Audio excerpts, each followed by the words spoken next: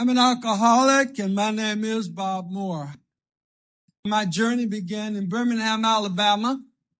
I was born when black wasn't beautiful, and I didn't want to be another color, but it was horrible times for black folk if you grew up during the time I grew up. But we were proud black people. My mother always would say education was going to be our out. My mother got pregnant with me at about 12 years old. And I remember hearing my grandmother say, you don't bring bastard babies into this world. No offense to no one who has a child out of wedlock. My story, that time, different era. I grew up during the time you got your fanny tan. It was not called child abuse. And we did not come out of a dysfunctional home. It was the norm. You got out of line, my mama hit you. My mother, my grandmother catch you in midair, you know. You knew what to do, where your place was. Everybody raised you. There's an African proverb that says it takes a village to raise a child. And that's the way I was raised. I was raised right. Grew up in Zion Star Baptist Church, baptized by Reverend Martin. And in that church, if you smoked cigarettes, you were going to go to hell. You drank alcohol, you were going to go to hell. You had sex and wasn't married, you going to burn in hell. Now, before I come to you, I'm doing all of the above. And we're going to have a good time on the way to hell. I got drunk with some kids about 12 years old. My first drunk, significant consequences. That's what alcoholism, addiction is, consequences. And these kids brought me home. They dumped me on the porch and they ran. They knew my mother.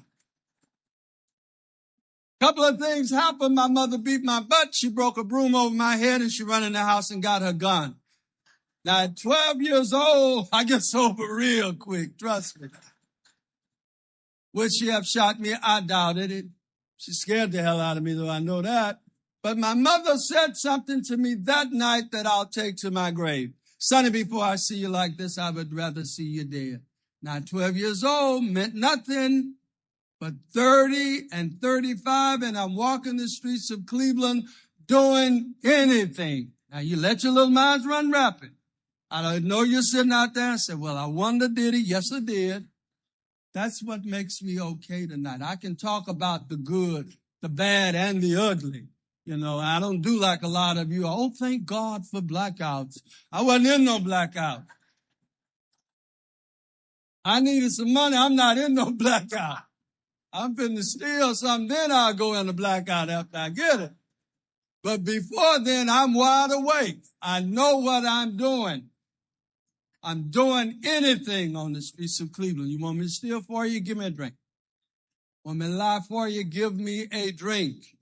You want me to make love to you and I hate your guts? Give me a drink. Alcoholism, that a liquid would cause you to do and become anything. Graduated from high school at 16, an honor student, most likely to succeed, smartest dude in the class, best looking dude in the class. Gotta say that one. I work in treatment. I work in psychiatry. And when you see macho man, he's fighting, he's angry, he wants to beat up the world, and he's got to play daddy and play husband, and he was gang raped in the penitentiary. It's hard for him. It's difficult for him in relationships with the opposite sex. This is the cleansing process here. And that's where a lot of you let it go right over your head. It's not what you think of me. It's what I think of you. It's not what I've done. It's what I do today. You know, I'm under new management. I'm hanging around with people, went to school with my mom and dad, and a lot of stuff happened to me. Shouldn't have happened. And I was very angry and very bitter. Went to Chicago at the age of 17, and I come back from Chicago, and I think I'm grown at 17. Had no clue about life, dealing with life on life's terms, responsibility. If it feels good, I want some more. That's why I drank so much. That's why my sexual conduct was out of order. You know, I come back from Chicago. My mother's remarried to her husband in Detroit. My grandmother's there, and I had to get a job. And if there was a time I drank successfully, it was during this period of time. Now, we just don't stay there at that mellow mode.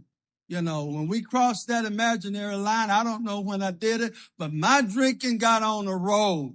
And my grandmother would say I was acting ugly, you know, because I'd get drunk and talk about your mama and your daddy, and people don't take kindly to that.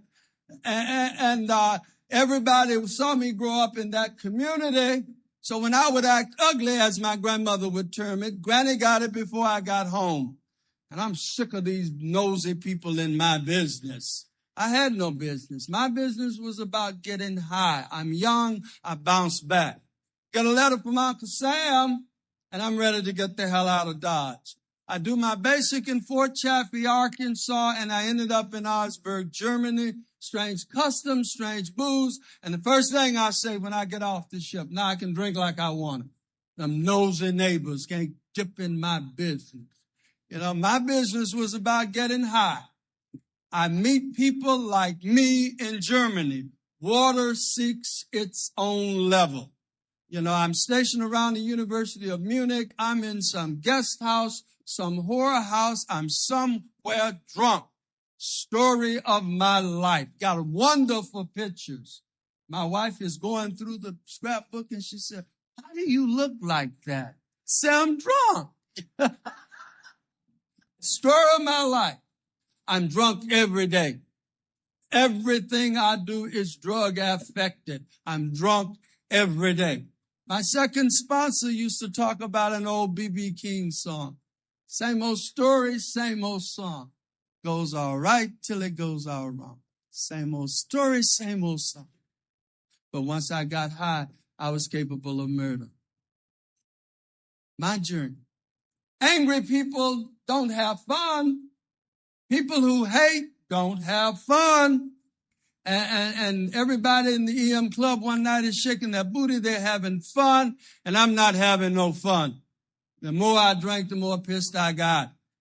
And I leaned over to a guy next to me, and I said, someone of another color call us a name we don't like to be called. And one of the worst race riots erupted. I'm responsible. And that don't go well with me because I was raised differently. I leave the army. I stop off in New York. I got money at home. I've sent bonds and sent the money I made selling booze to the Germans home to Granny. And I go back to my grandmother's house there in Birmingham, Alabama, and I move back into the room I went to high school out of. I pay no rent. I buy no food, and I'm drunk every day.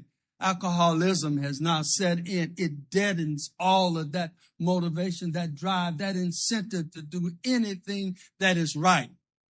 I remember I watched a movie down at the treatment center, and they were talking about drinking up. This woman was talking about she drank up her willpower. Do you have some willpower? She said, no, I drank my willpower up. I just drank up everything. It just destroyed my life. Just destroyed my life. I wouldn't wish on my worst enemy the things that I went through. It is in remembering that I stay sober. You know, I'm around Birmingham and I got money. I got bonds. I got a lot of renter friends. And if you don't play my game, you don't act the way I want you to act, then I get rid of you and I get some more people. I got money. I'm buying. And if I buy, you dance to my music. It's a controlling issue. I love it. You know, I'm in charge. I'm the man in charge. You know, and we drinking, blowing this money, running to the bank like an idiot. And around this time, we get a letter from my mother's minister. The gist of the letter was my mother was dying. I had a beautiful mother. And I went to the army remembering my mother as this pretty lady with long hair who used to get out and play ball with my brother and myself. And I get on a train, and I go to South Pittsburgh, Tennessee, and my mama ain't pretty anymore. She's skin and bone and down of cancer. And I feel helpless and I feel hopeless, but I know how to spare relief. I sell my mother's house and I go take her back to Alabama and I watched her die a horrendous death. Cancer stinks and it smells and it robs you of your beauty. And my grandmother was ill. My brother's in California with my dad. And I got to clean my mother. And my mother resented the hell out of me seeing her naked. But I'm so grateful to God that I did that. I'm so grateful that God allowed me. Didn't stop drinking, but she was priority. I did it because I loved her.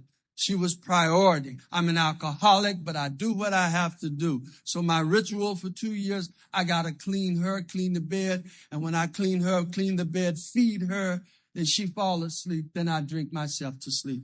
And one Saturday, I leaned down to kiss her and she was no longer with us. My mother dies, traumatic, just traumatic. My brother comes home for the funeral and was in Cleveland, Ohio. And I'm ready to go back to Birmingham. I know every nook and cranny. But there's an area where my brother lived, and I'm sure there's one in Minnesota like it is. Years ago, we used to call it the red light district. Prostitutes worked all night long. Pretty girls. I don't know how they make money today. I don't. Beautiful girls. They were. Look good, smell good, and I became part of. Now, if you haven't been on the streets, and you don't understand, don't judge me. Don't judge me. An alcoholic, male or female, will do what he or she has to do to get what they have to get. And thank God that somebody bought you booze and you didn't have to go out there. I ended up being a street person, doing anything on the streets of Cleveland for money or for get high. I'm not ashamed. There's no shame to my game today. That is the beauty of this program when you wear your sobriety like a loose garment. That person is no longer with us. But when I take a shower and I see the gunshot wounds and the beatings and the cuttings and the stabbings, I know every scar on my body. Either I'm in the process of getting some money or I'm trying to do something to get high off of. The story of my life. God stabbed me in the heart and liver in a bar called the Down Bar off 105th and Euclid. This was the third or fourth time that my lights were almost put out. And I remember coming out of that 8.5 hours of surgery, open heart surgery, and I'm laying up there with tubes out coming out of every conceivable part of my body. And all I can think about, I'm going to kill this guy.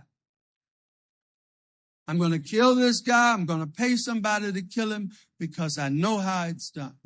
To show you how this stuff in Alcoholics Anonymous works. I've been with you for 2 years.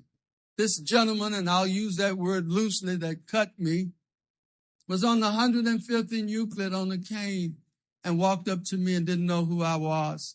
I'd been with you for 2 years, and I no longer hated this man. 6 months later, this man dies as a direct result of alcoholism. And if I live to July 26th of this year, I will celebrate 25 years of uninterrupted sobriety. It's like riding a bicycle. As long as you pedal the bicycle will move. You stop pedaling, you fall off. First guy I saw get drunk in Alcoholics Anonymous. I had 3 months. Ernest M. had 16 years. He got drunk. And I asked a guy named Pappy. I said, Pappy, what happened? Ernest had 16 years. He said he graduated. He stopped going to meetings. So I knew at 3 months, I got to go to a lot of meetings because I didn't want to get drunk like Ernest. My introduction to Alcoholics Anonymous goes like this. I get sick out there.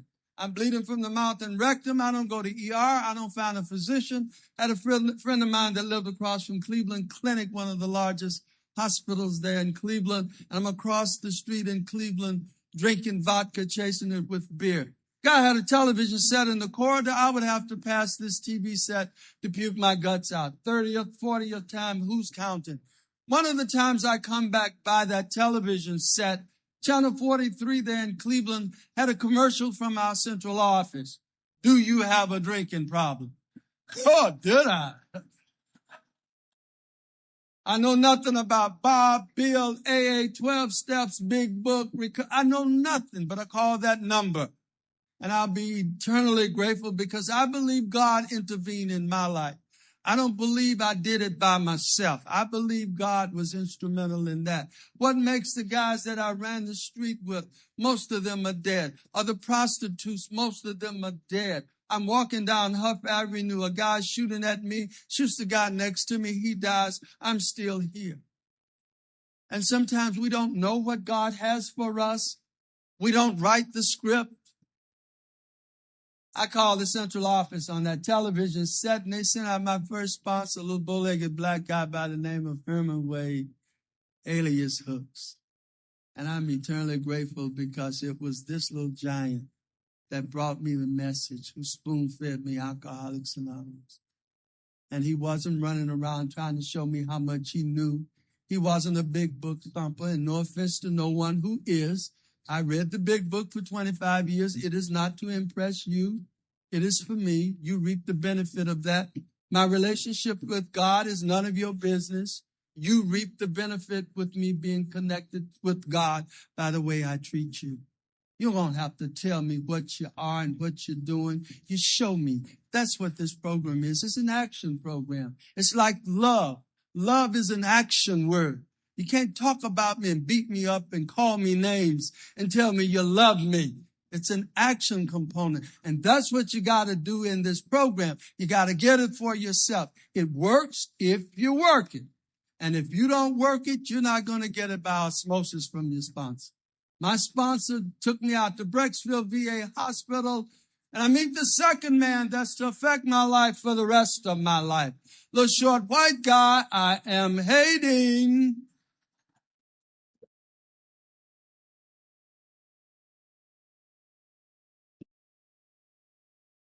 We're sitting in pajamas like you guys are watching me, and he walks up to this podium, little short white guy like my sponsor. My name is Phil Burkhardt, and I have 35 years of uninterrupted sobriety. And I lean over to the guy next to him. I say, he's telling a damn lie. I couldn't envision anyone staying sober for 35 years. But as I've done so in Alcoholics Anonymous, and it's an acquired quality, you listen to learn how to listen. I heard what that little giant said that night.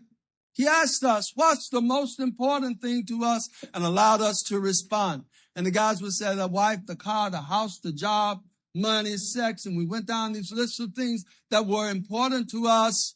When we were done, this is what that little giant said. If you let sobriety play preference in your life, if you put the sobriety above all of those things. Ashley is 5 years old. Wednesday night, I look up at the clock. We're playing games, and she said, Daddy, please don't go. Please don't go.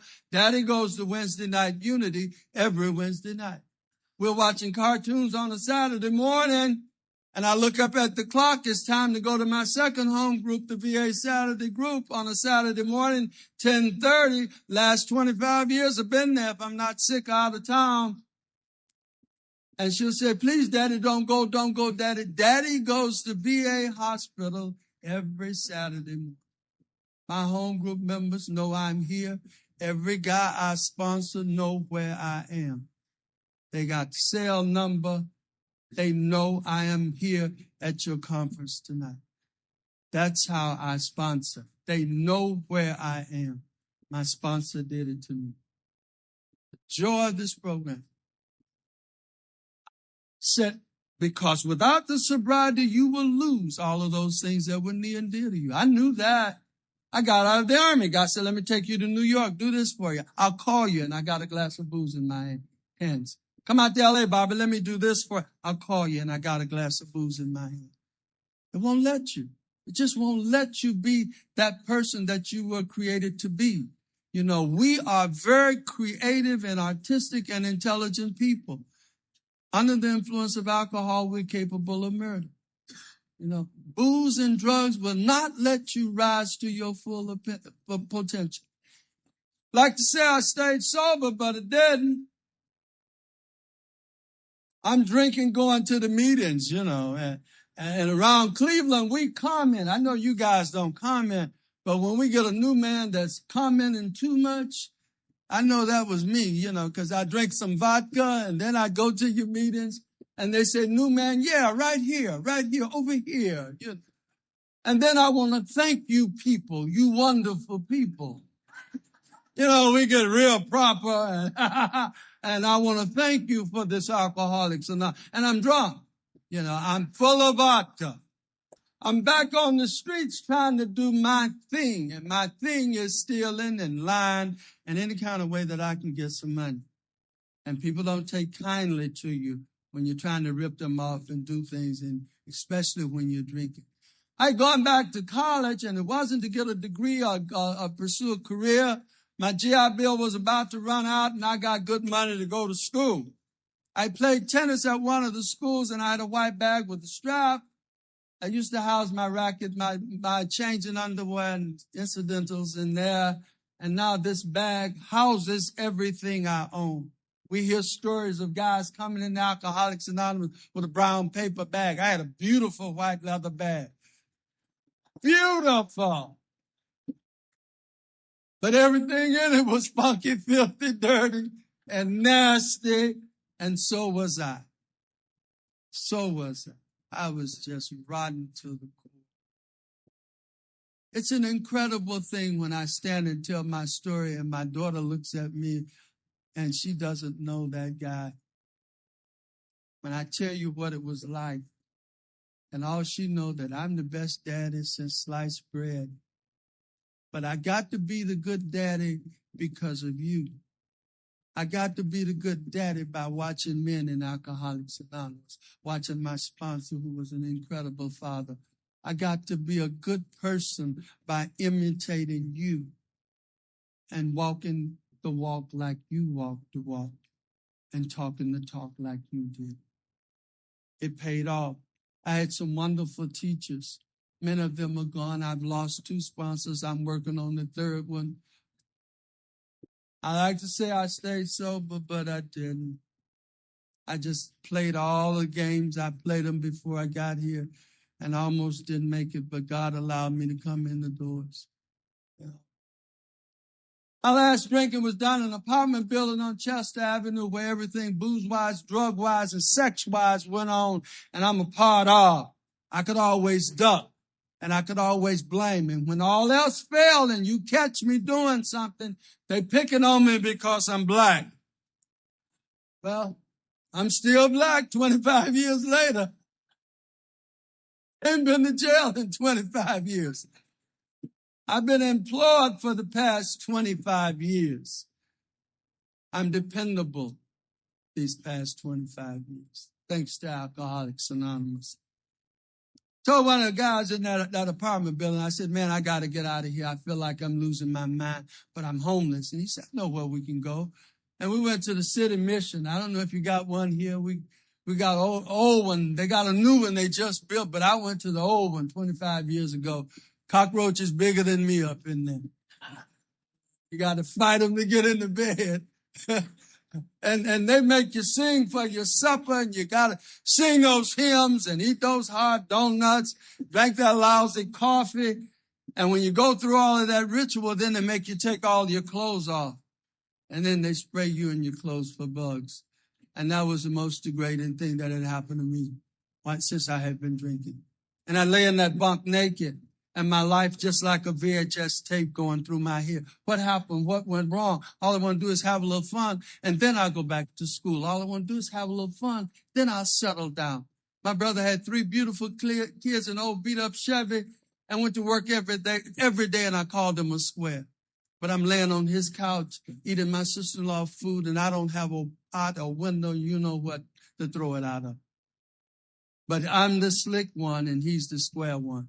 And for all of you slick people out there, this is the slickest thing I've ever done, coming to Alcoholics Anonymous. 4 o'clock next morning, they put us out. No money, no insurance. I go to the hospital where I'm employed, St. Vincent Charity Hospital, one of the oldest treatment centers in the country, Rosary Hall. Sister Ignatia was there. I go up on the 2nd floor, like the television said. It's awesome when you sit back and see how God has moved in your life. You can't see it when you're drinking. I go up on the 2nd floor. The priest comes out of his office. Why didn't come 10 minutes early, 10 minutes later? Father Gregory French later became a dear friend. I didn't know who Father Greg was then. I saw the collar and I ran over to the good father and I said, Father, help me. I'm an alcoholic. I'd been to your meetings and I got drunk. I'd been in treatment many, many times. I got drunk. I'd go lay up at the Brecksville VA hospital 3 months at a time and I got drunk. But that morning with Father Gregory French, and many of us, we know what we are. We will admit. Sometimes we don't accept. But the 3rd and very crucial one is the surrender. I had a buddy of mine around Cleveland by the name of Vic Zublik. Vic is going to that meeting in the sky, but every time I chaired a meeting, Vic Zublik was going to lead for me. Wasn't what Vic said, it's what Vic did. This is how you get to Alcoholics Anonymous. And he throw both hands up, surrender. That morning with Father Gregory French, I surrendered. No more fighting. Mr. Alcohol, you are the winner. No more fighting. And I stopped boxing. My arms are too short. I couldn't box no more. I come out of the ring with Mr. Alcohol. Father Greg sent me to Metro, no beds. I ended up at Harbor Light, the Salvation Army Harbor Light program, 18th and Prospect, one of the worst parts of town. And I got sober and I stopped drinking there. In that worst part of town. When the pupil is ready, the teacher will appear. I got sober under horrible circumstances, but I got sober and I'm still here. I went into Harbor Light and I walked into Harbor Light and there was a woman there who knew me when the money was good and I looked good and I smelled good. And she said, "Hi, baby. How are you? I thought you were dead." And she reached for this bag of funky, filthy, dirty, nasty clothes. I didn't want her to see those clothes, but this woman grabbed the clothes. She went over to the washing machine and she washed them. I finished the detox phase and I went up to the 7th floor to a 3/4 way house. And every morning that God let the sun shine, every morning I got up, I went to that detox center. And when a drunk would puke on the floor, puke on himself, puke on me, may I wash your clothes. And I've been given back to Alcoholics Anonymous ever since. Everybody called me the card man. It was a beautiful woman in Alcoholics Anonymous who's no longer here. She just sent beautiful cards, but she affected my life. And when somebody would do me wrong in Alcoholics Anonymous, boy, I'd send a lot of cards. I send a lot of cards. When somebody gets sick, I send cards. I go to the hospital. I go visit old timers in nursing homes. That's carrying the message also. I went in that treatment program, a drunk from the streets, and 5 years later, I'm the first black director of that detox center. That's not exclusive to me. I've got hookers that walked into our home group. And that's why I harp on that, because sometimes we get too squeaky clean and we look down our noses at people who just come from the streets. I've got hookers in my home group who have come in and get a master's degree and defy you to call them anything but lady today. It's not what you've done. And I know what goes with that is a lot of shame. It's not what you've done. And you young people who are here, stay here with us. Please, stay here. Get an education. Stay here and grow. I don't care if you're 16 or 60. Pain is a great motivator. 16 or 60. This program will work. Alcoholics Anonymous works, and you find a God of your understanding. Find somebody who has a working knowledge of the big book and the 12 steps. Get your home group. I've been homeless, so I know what homeless means. Get your home group and dummy up. I don't care how many degrees you got, forget them. Intellectuals are the hardest to get this program. They're the worst. I lost that job. It wasn't because of incompetence or the executive director said I did a marvelous job. There were people that I thought everybody in AA loved you. And everybody that kisses you with that kiss of death sometimes. And it's not always earth people that do the dirt to you. And they did it to me, but it taught me something. It taught me something. I had an incredible sponsor. My sponsor said, "You're not working, you go to more meetings." I said, "I don't want to go to the meetings because the folk did it to me in the rooms." He said, "I want you to shake their hands when you go in there." I don't want to shake their hands. I want to get my pistol and blow their brains out. So shake their hands. I remember one night, one of the guys who had done it to me, I went over there and welcome to my home group. He said, "Don't shake my hand if you don't mean it." I said, "I do not want to shake your hand." My sponsor said, "I must shake your hand." I don't want to shake. This same guy, about 5 years later, I'm in the kitchen because I'm still here. I'm still sober. I got a better job. And he comes into the kitchen and he says, "You are something else." I said, "What do you mean?" He said, "You are something else. But I want to say to you that I'm sorry for what I did to you. I want to make amends to you." 7 years later, I said, "I'm okay." And you heard me, ladies and gentlemen, when I stood up before you. I'm okay. Not perfect, not having all the answers. Sometimes I don't know what the questions are.